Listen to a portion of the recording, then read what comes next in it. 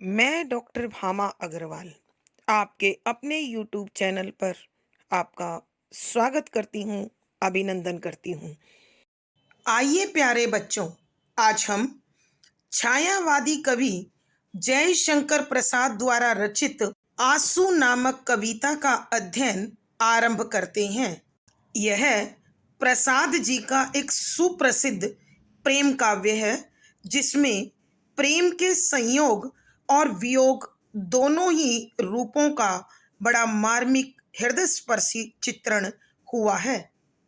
इसमें कवि ने आत्मकथात्मक शैली में अपने जीवन में पत्नी का आगमन, मिलन, उसके सौंदर्य की अनुभूति, दोनों के बीच प्रणय के पल और जीवन साथी के जीवन में आने से उत्पन्न आनंद, आकर्षण, सौंदर्य और उसके जाने से उत्पन्न विरह और पीड़ा का बड़ा सुंदर वर्णन किया गया है।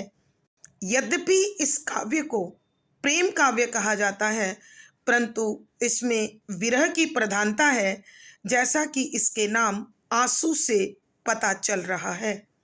कवि के हृदय की अपनी अनुभूतियों, अनुभवों और उनके हृदय के भावों का बड़ा सुंदर चित्रांकन यहाँ हमें देखने को मिलेगा।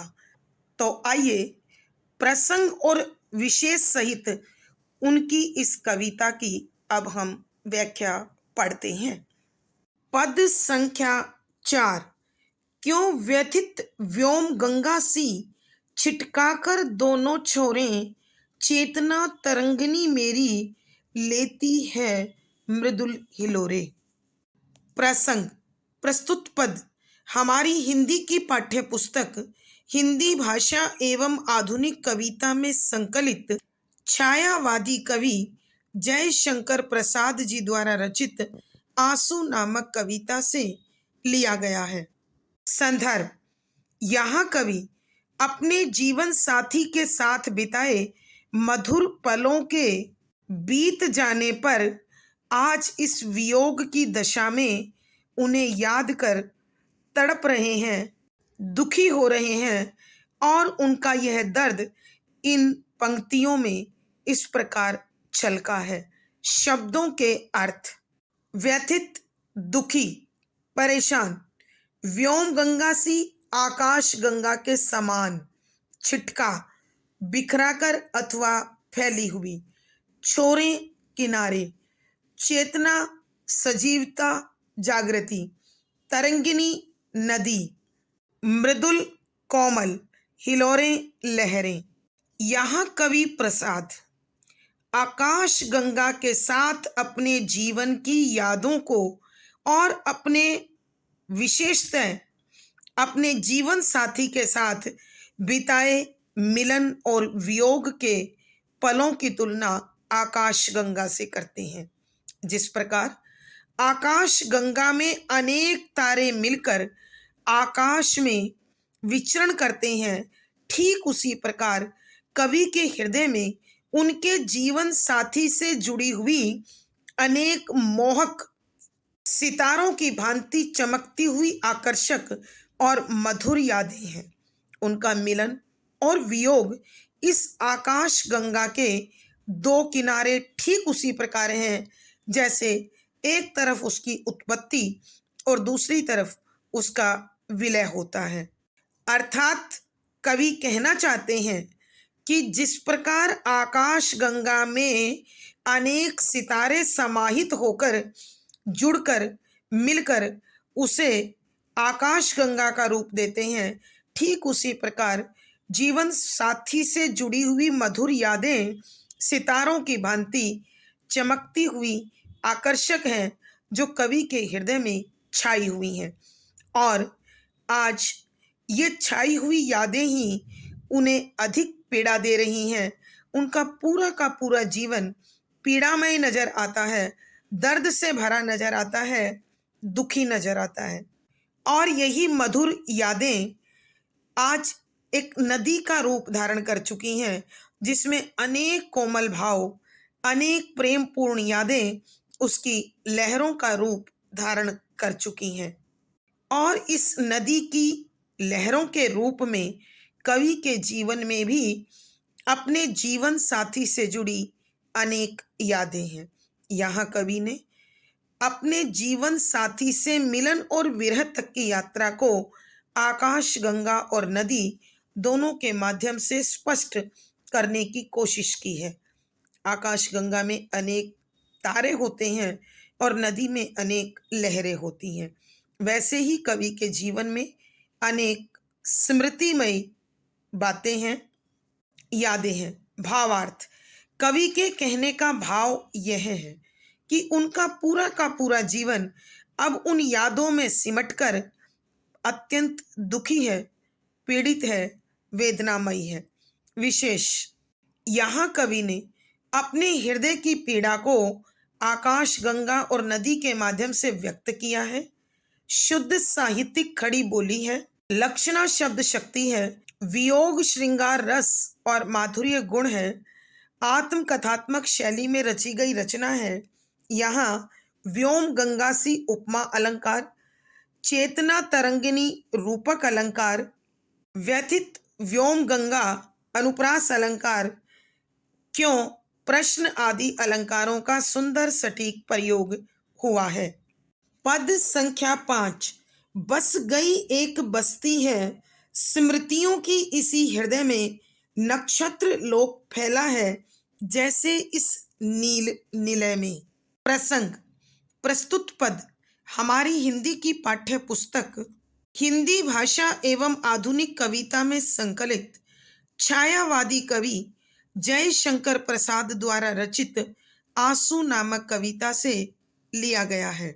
संदर्भ, यहाँ कवि ने अपने जीवन में मिलन के, प्रेम के, प्रणय के, सौंदर्य के और विरह के असंख्य भावों को यादों के रूप में याद करते हुए अपने मन की पीड़ा को व्यक्त किया है और इसी पीड़ा को वो बांटते हुए कहते हैं कि शब्दों के अर्थ बस्ती एक नगर, स्मृतियों यादों, हृदय मन, नक्षत्र लोक अंतरिक्ष, नील नीला निलय आकाश। व्याख्या, यहाँ कवि प्रसाद अपने जीवन से जुड़ी जीवन साथी के साथ बिताए पलों की यादों के कारण विरह पीड़ित है। उनका मन अत्यंत दुखी है। उनके जीवन साथी से जुड़ी असंख्य यादें उनके जीवन में इस प्रकार शामिल हैं, इस प्रकार इकट्ठी हो गई हैं, मानो वहां कोई बस्ती बस गई हो। जिस प्रकार एक नगर में रहने वाले अनेक लोग होते हैं, ऐसे ही कवि के हृदय में अनेक यादें हैं और उनके मन में इन यादों का एक नगर सा, एक बस्ती सी बस गई है। यहाँ कवि आकाश में फैले तारों के साथ अपने हृदय के भावों को जोड़ते हुए कहते हैं कि जिस प्रकार इस नीले आकाश में अनेक तारे समाये हुए हैं, उनको गिनना मुश्किल है, असंभव है, ठीक उसी प्रकार कवि के जीवन में भी अनेक सुखद यादें हैं जो आज दुख का कारण बन रही हैं। प्यारे बच्चों, हम भी अक्सर जब हमसे कुछ छूट जाता है, खो जाता है या हमारा हाथ छोड़कर चला जाता है, तो हम उसे कहते हैं कि वो आकाश में तारा बन गया। तो कवि की जीवन साथी भी आकाश में तारे के रूप में मौजूद है और उनके जीवन में जो भी कुछ उन्होंने खोया है, उनके जीवन के जो सुखद पल कभी परम आनंददायी थे, आज उनके जीवन में कुछ भी शेष नहीं बचे हैं, तो कवि को लगता है कि उनके वो सारे सुख आकाश में तारे बनकर स्थित हैं और ये तारे गिनने में नामुमकिन हैं। ठीक उसी तरह उनके बीते हुए सुख के पल भी अनगिनत हैं, जिन्हें गिनना बड़ा मुश्किल कार्य है, दुस्साध्य कार्य है। लेकिन कवि के हृदय में ये सारी की सारी स्मृतियां, ये सारी की सारी यादें समाई हुई है और कवि को बार बार उन सुखद पलों की याद आती है और उनके हृदय को एक टीस देकर, एक दर्द की लहर देकर फिर उन्हें आंसू से डुबो देती है। लेकिन कवि के लिए ये यादें ही उनकी अमूल्य संपत्ति है, उनकी धरोहर है, उनके जीने का सहारा है। भावार्थ: कवि के कहने का भाव यह है कि कवि के हृदय में सुखद पलों की इतनी अधिक यादें हैं कि वो एक बस्ती का रूप और आकाश में नीले तारों के समान प्रतीत होती हैं। विशेष, यहाँ कवि ने अपने हृदय की तुलना आकाश से और सुखद यादों की तुलना तारे से की है। विरह से भरा हृदय शून्य आकाश की भांति ही होता है, यह भाव भी प्रकट हुआ है। शुद्ध साहित्यिक खड़ी बोली का प्रयोग है, लक्षणा शब्द शक्ति है, वियोग श्रृंगार रस और माधुर्य गुण है, आत्मकथात्मक शैली में रची गई रचना है। अलंकार: यहाँ उपमा, रूपक, अनुप्रास आदि अलंकारों का सुंदर सटीक प्रयोग हुआ है।